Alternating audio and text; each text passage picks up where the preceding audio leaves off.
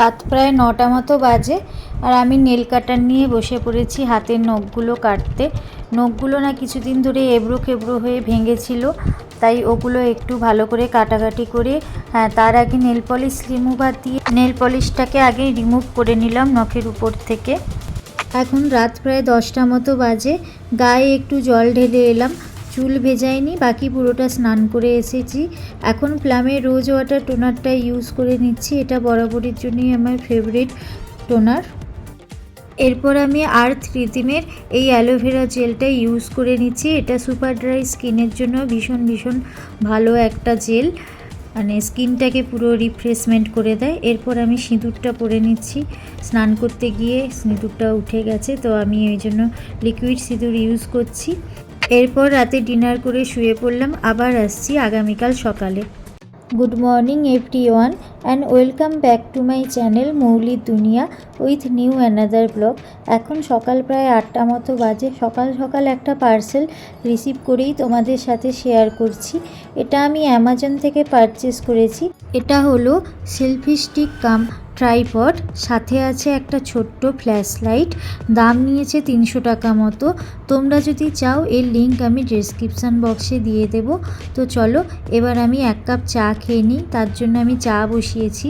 আজকে মা গেছে রেশন তুলতে, তাই আমি নিজেই চা করে বানিয়ে খাচ্ছি। তো চা আমার হয়ে গেছে।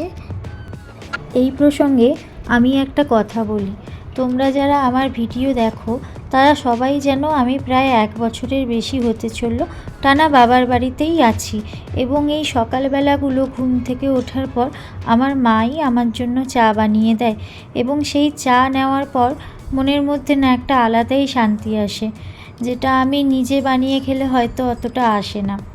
তো যাই হোক, এখন না আমি বুঝি মা হওয়াটা না চারটিখানি ব্যাপার নয়, এর জন্য না অনেকটা স্যাক্রিফাইসের দরকার হয়।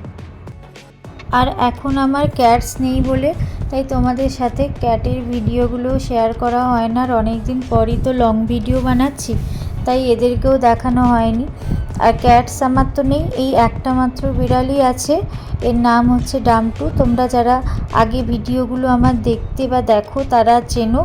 এখন এই ডামটু কতটা বড় হয়ে গেছে দেখো, আগের থেকে অনেকটাই বড় হয়ে গেছে। রোজ সকালে দুধ বিস্কিট খাওয়ার পর তার এরকম দুষ্টুমি চলে, পুরো ঘর তছনছ করে খেলাধুলো করে সে। আর ওই যে ফুল ঝাড়ুটা দেখালাম, ওটাকে ও এই আলনার তলা থেকে টেনে নিয়ে গিয়ে ওটাকে ছিঁড়ে ছিঁড়ে ওই খাটের কাছে এক কোণে ফেলে রেখেছে। ওটাকে আমি পরে পরিষ্কার করে নিয়েছি। এখন এই আলনার নিচে একটা ঝাঁটা ঢোকানো আছে, ওটাকেই ও হাত দিয়ে ওর সামনের দুটো পা দিয়ে টেনে টেনে বার করার চেষ্টা করছে।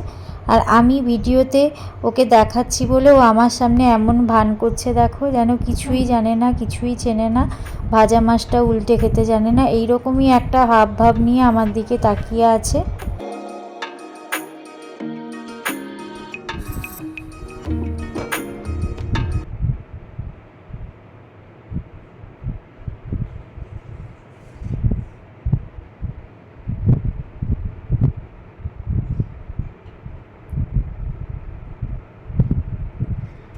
অনেকটা রোদের জোর আছে আজকে, মানে আমি যে ছাদের ঘরে যে ঠাকুর পুজো করতে গেলাম স্নান করে, মানে গরমে আমি একদম বসতে পারলাম না, ঘেমে গেছি পুরো, এত রোদের জোর যে তাকানো যাচ্ছে না ছাদে। আর এই দেখো এই রোদের জোরটা এই যে জানলা দিয়ে দেখতে পাচ্ছ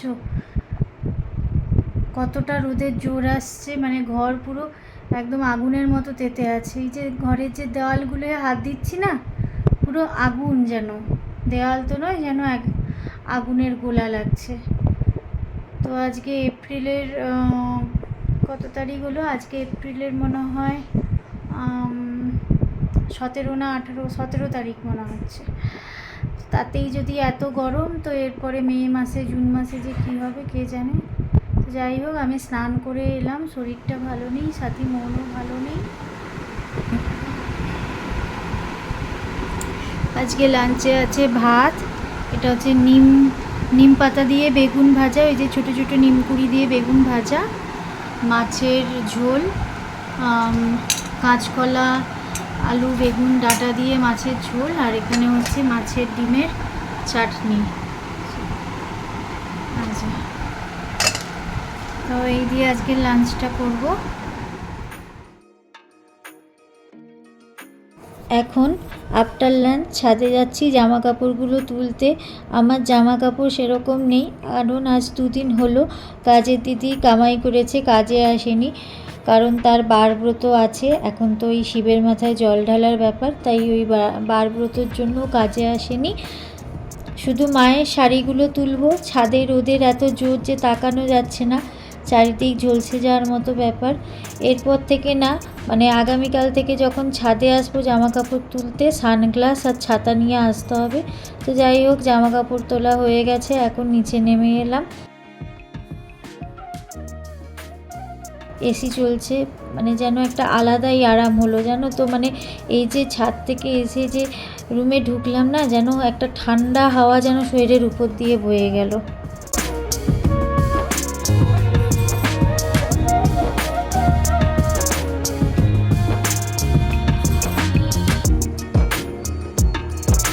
সন্ধে প্রায় 6টা মতো বাজে।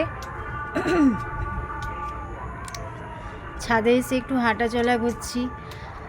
তখন খাওয়ার পর না ঘুমিয়ে পড়েছিলাম। লাঞ্চ করার পর ওই ছাদে এসে জামা কাপড় তুললাম এত রোদে। তারপরে কিছু ভিডিও দেখছিলাম, ভিডিও দেখতে দেখতে ঘুমিয়ে পড়েছিলাম। তো এই প্রায় বলতে গেলে 1 মাস পর মনে হয় লং ভিডিও তৈরি করছি।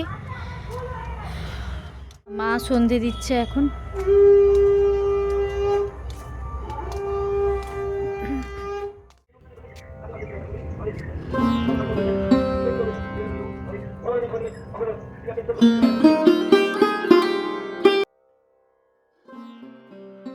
সন্ধে প্রায় 7টা মতো বাজে। আমি ঠাকুর প্রণাম করে এবার নিচে নেমে যাব।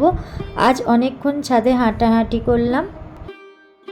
আমার যখন ভীষণ মন খারাপ করে, আমি তখন অনেকক্ষণ ধরে এই ঠাকুরের সামনে এসে বসে থাকি, ঠাকুরকে প্রণাম করি আর মনের অনেক কথা ঠাকুরের সঙ্গে শেয়ার করি। তো এইভাবে আমি না নিজেকে হালকা করার চেষ্টা করি। তো যাই হোক, এখন নিচে নেমে যাচ্ছি। নিচে এসে দেখি মা চারদিক অন্ধকার করে, গরমের জন্য চারদিক অন্ধকার করে বসে আছে, বসে বসে টিভি দেখছে। তো মাকে বললাম চা করো, চা খাবো। তো মা এবার চা বানাতে যাবে আর আমি এলাম নিজের রুমে।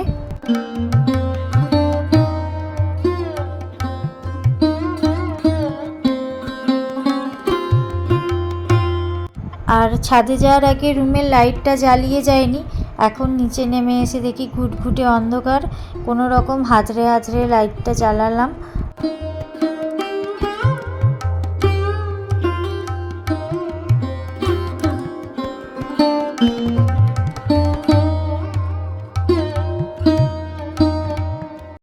এখন রাত 10টা মতো বাজে।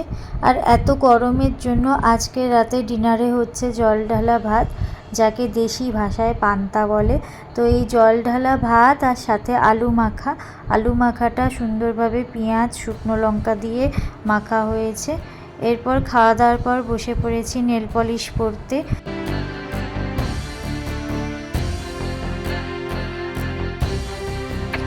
আজ আমি নুড পিঙ্ক কালারের একটা নেল পলিশ সেট ইউজ করছি। এটা আমি লাস্ট নাইকা থেকে ল্যাকমির একটা সেট পারচেস করেছিলাম। আবারও একবার গুড মর্নিং সকলকে। এটা হচ্ছে পরের দিন মর্নিং।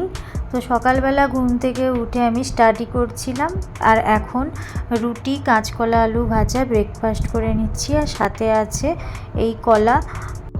আর তোমরা সবাই ভালো থেকো, সুস্থ থেকো এবং নিজের শরীরের খেয়াল রেখো। আর এই প্রচণ্ড গরমে সারাদিনে 3 থেকে 4 লিটার সকলে জল পান করো। আর এখন আমি ভিডিওটা এখানেই শেষ করছি।